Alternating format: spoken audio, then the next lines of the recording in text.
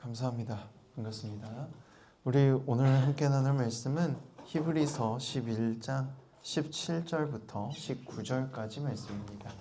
화면에도 나오고요. 주보 안에도 있으니까 우리 한 목소리로 함께 읽겠습니다. 함께 읽습니다. 아브라함은 시험을 받을 때에 믿음으로 이삭을 드렸으니 그는 약속들을 받은 자로 돼 그 외아들을 드렸느니라. 그에게 이미 말씀하시기를 내 자손이라 칭할 자는 이삭으로 말미암음이라 하셨으니 그가 하나님이 능히 이삭을 죽은 자 가운데서 다시 살리실 줄로 생각한지라. 비유컨대 그를 죽은 자 가운데서 도로 받은 것이니라. 아멘. 오늘 함께 나눌 말씀의 제목은 믿는다는 것입니다. 반갑습니다. 눈을 뚫고 이렇게 와주셔서 고맙기도 하고 미안하기도 하고 그래요. 반갑고 고맙고 미안합니다. 주보가 이래저래 바꿨는데 선생님들께서 수고해 주셔서 여러 가지로 앞으로 변해갈 것 같으니까 여러분들도 의견이 있거나 이런 것 좀 해보고 싶어요. 중고등부 이렇게 좀 바뀌었으면 좋겠어요 하는 게 있으면 분반 공부 시간에 선생님들께 말씀해 주시거나 아니면 부장선생님께 말씀해 주시거나 직접 얘기하셔도 좋고 해주시면 좋을 것 같습니다. 추우니까 빨리빨리 하고 빨리 끝내면 더 좋겠죠. 그치? 이야기 나눠볼게요. 아브라함이 믿음을 갖게 됐고 믿음의 조상이다 이렇게 불렸어요. 믿음의 조상이 됐는데 도대체 믿는다는 게 뭘까? 우리는 어떤 일을 어떻게 믿고 있을까? 이렇게 생각해 볼 수 있습니다. 고민을 좀 해보자면 그렇습니다. 하나님은 전능하시다. 우리가 이렇게 믿어요. 세상을 창조하셨고 전지전능하다. 전지는 모든 것을 알고 있다는 뜻이고 전능은 모든 것을 할 수 있다는 뜻이죠. 그런데 우리는 사람이니까 우리가 한계를 가지고 있잖아요. 우리가 한계를 가지고 있잖아요. 그러다 보니까 우리 한계를 가지고 하나님을 상상할 때가 많아요. 하나님은 이렇게는 할 수 있어. 하나님은 이렇게는 해주실 거야. 그렇죠? 우리가 그렇게 생각할 때가 생각보다 많습니다. 오늘 말씀을 보면 아브라함도 아마 그랬던 것 같아요. 아브라함도 아마 당연히 그랬지 않을까? 우리랑 똑같은 사람인데 우리랑 똑같은 사람이니까 당연히 그랬을 것 같은데 그런 아브라함이 뭔가를 바뀌게 되는 이야기, 믿음의 모양이 바뀌게 되는 이야기가 오늘 말씀 속에 나오는 거예요. 뭐였냐면 아브라함이 100세가 됐을 때 하나님께서 이렇게 약속하십니다. 99세 때. 야, 내가 내년에 다시 올 텐데 너에게 아들이 있을 거고 그 아들을 너의 아내 사라가 낳을 거야. 사라는 90세 정도 됐어요. 아이를 낳을 수 있나요? 없죠. 아브라함은 99세고 낳을 수 없습니다. 근데 하나님이 약속을 했어요. 아브라함은 안 믿었습니다. 성경을 보면 이렇게 나와요. 하나님, 내 종 첩에게서 난 이 아이 이스마엘이라도 잘 살게 해주십시오 라고 아브라함이 말해요. 그리고 하나님이 약속하는 얘기를 들은 사라는 장막 뒤에서 그 얘기를 듣고 비웃습니다. 무슨 기쁜 일이 있겠어. 그런데 하나님께서 버럭 화를 내시면서 반드시 그렇게 될 거야. 그리고 이삭을 통해 난 자가 너의 자손이 될 거야 라고 선언을 하십니다. 1년 뒤에 진짜로 아이가 태어났습니다. 그리고 아이가 나이가 들고 12세가 됐어요. 만 12세 정도 됐는데 이스라엘은 전통적으로 만 12세가 되면 성인식을 하고 성인으로 인정을 해줍니다. 이때는 아직 성인이다라는 생각은 있지만 성인식에 하는 문화는 없었을 것 같아요. 왜냐하면 아브라함으로부터 이스라엘이라는 나라가 시작된 거니까 이제 이스라엘 민족에 누구밖에 없어요. 아직 이스라엘이라는 이름도 없고 아브라함, 이삭 딱 둘밖에 없는 거예요. 딱 둘만 있습니다. 아직 아무것도 없잖아요. 이 아이가 12살쯤 됐을 때 하나님께서 명령을 내립니다. 아브라함아, 내가 너한테 아들을 줬잖아. 그 아들 이삭, 네가 정말 소중하게 생각하는 그 아들 이삭을 모리아 산으로 데려가서 나한테 바쳐. 여러분이 아브라함이었으면 어땠을 것 같아요? 100세 때 하나님이 아들을 줬어. 불가능한 아들인데 아들을 줬잖아. 근데 이 아이를 12년밖에 안 됐는데 다시 하나님한테 바치래. 만약에 저였으면요 이렇게 생각했을 것 같아요. 아니 주실 땐 언제고 다시 바치래. 주실 땐 언제고. 가능하지 않았어요. 누구도 불가능한 일이에요 사실. 아브라함도 불가능했습니다. 그래서 사실 하루 이틀이면 갈 거리거든요. 사실 하루도 안 걸려요. 굉장히 가깝습니다. 아브라함이 그 당시에 머무르고 있던 지역과 모리아산이라고 하는 지역은 굉장히 가까워요. 근데 며칠 걸리냐면 3일 걸립니다. 맘 먹고 가면 하루만 해도 갈 수 있는 거리인데 3일 걸려서 모리아산까지 가요. 얼마나 괴로웠는지 얼마나 고민했는지 대충 알겠죠? 얼마나 고민하면서 거기까지 갔어요. 아직 마음의 확신은 없습니다. 그럼 왜 갔냐? 하나님하고 싸울 수도 있는데 이 아이를 누가 줬다고? 하나님이 줬잖아. 불가능한데 하나님이 태어나게 해주셨어. 믿었어요? 안 믿었어요? 안 믿었어. 하나님이 준다고 했을 때 하나님 이스마엘이라도 첩에게 난 이 큰 아이라도 잘 자라게 해주십시오 라고 말했다니까요. 근데 하나님이 아들을 주셨고 그 아들이 잘 자라게 해주셨어요. 여기까지 해주신 게 하나님이라는 걸 알고 있어. 만약에 내가 얘를 바치지 않으면 어떻게 돼? 하나님이 다시 가져가실 수도 있잖아.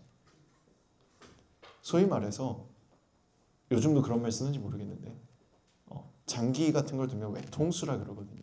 이리 움직여도 지고 저렇게 움직여도 져요. 왕이 잡아먹히면 게임이 끝나니까 이렇게 움직여도 저렇게 움직여도 아무것도 할 수 없는 상황일 때 외통수라고 하는데 딱 아브라함이 그런 상황에 처한 거예요. 바칠 수도 없고 안 바칠 수도 없어. 그래서 산에 도착해서 같이 온 종들은 거기 내버려두고 나귀도 거기다 내버려두고 나무를 아들한테 지게 하고 횃불과 칼을 들고 산으로 올라가기 시작합니다. 이삭이 이렇게 묻습니다. 아버지 다 있는데 재물은 어디 있습니까?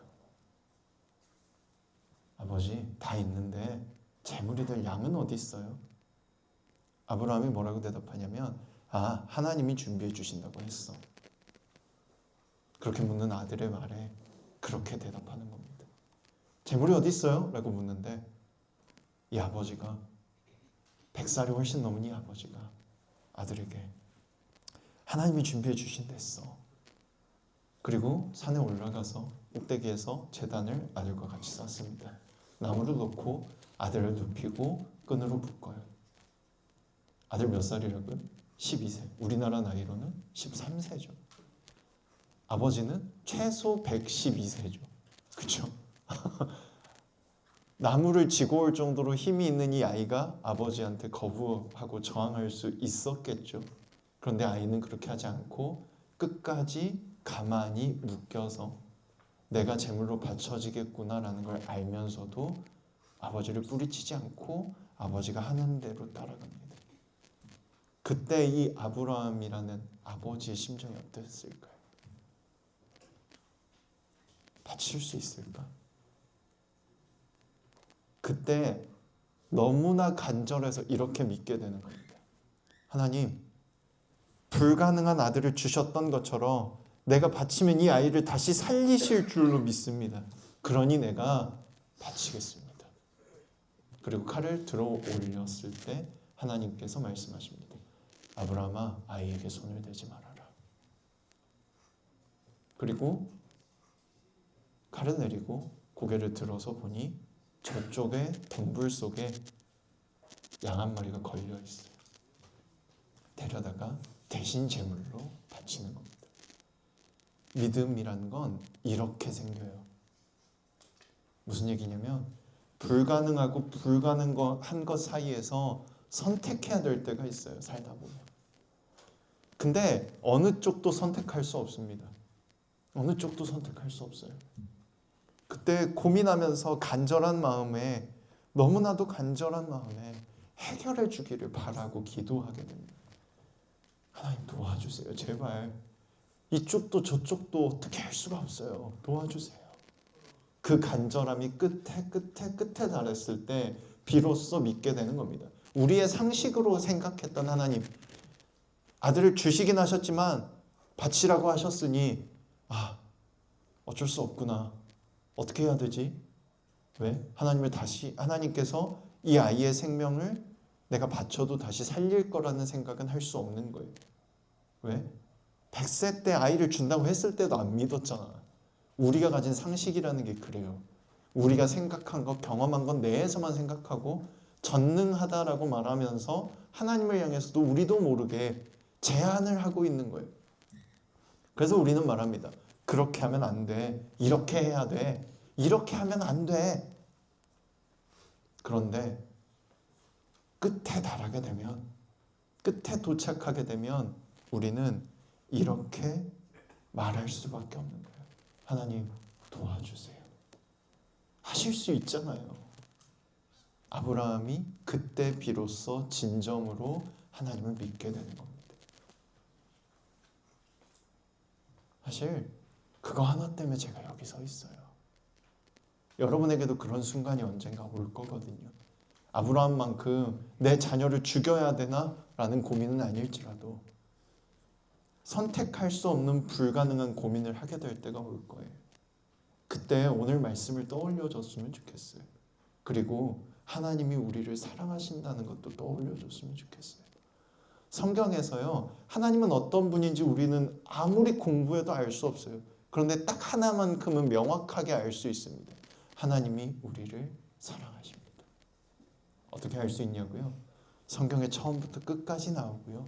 혹시라도 그 처음부터 끝까지 나오는 것 중에 발견하지 못할까 봐 우리를 위해 십자가를 지고 죽으셨다고, 이 땅에 우리와 똑같은 모습으로 오셔서 똑같이 고통당하고 우리가 받아야 될 아픔과 고통, 그것을 대신 지시고 죽으셨다고 말하고 있어요.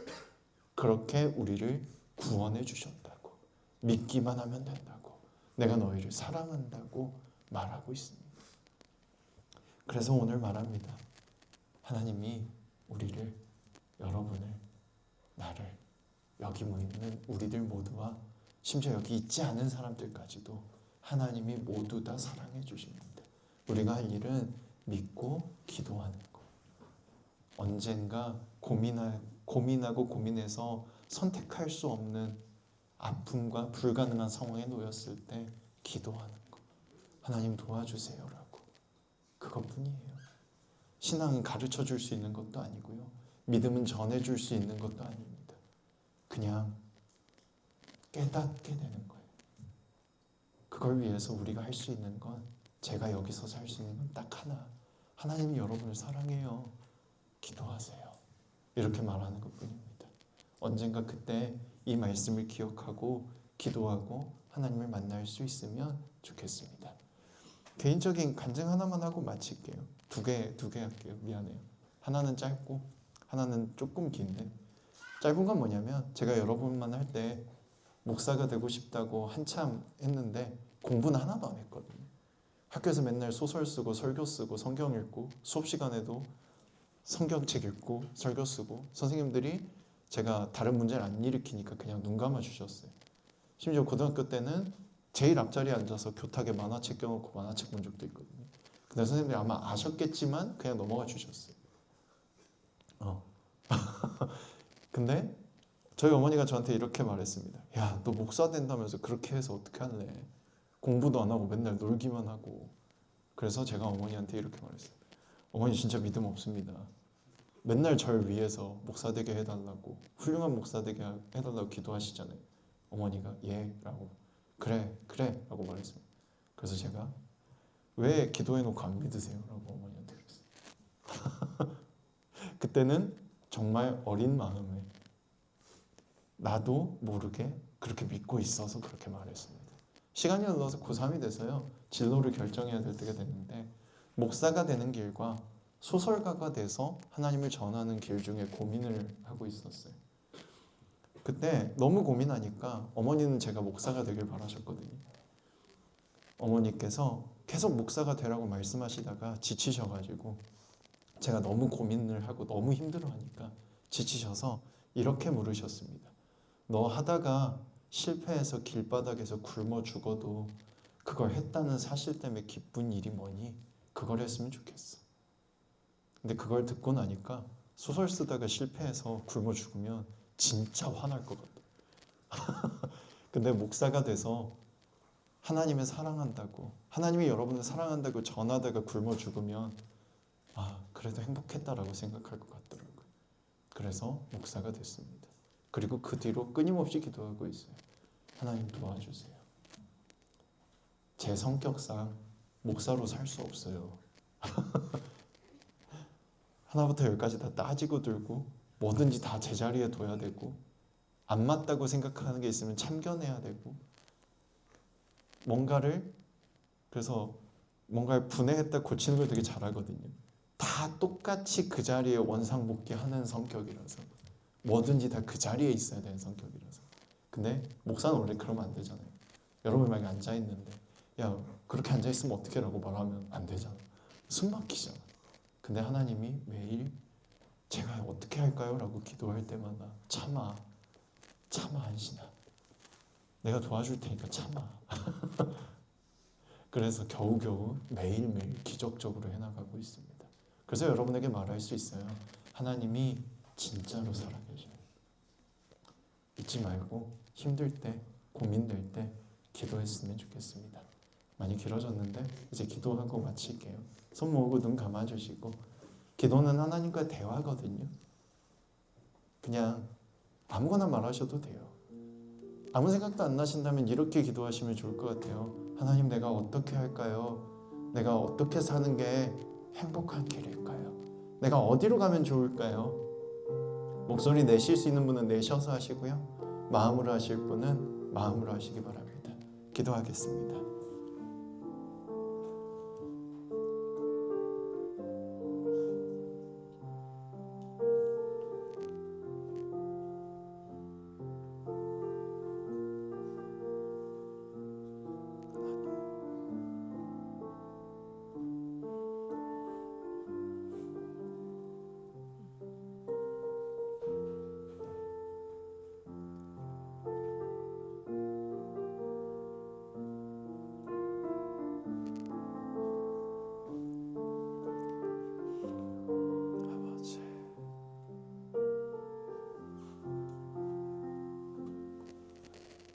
사랑의 하나님, 감사합니다.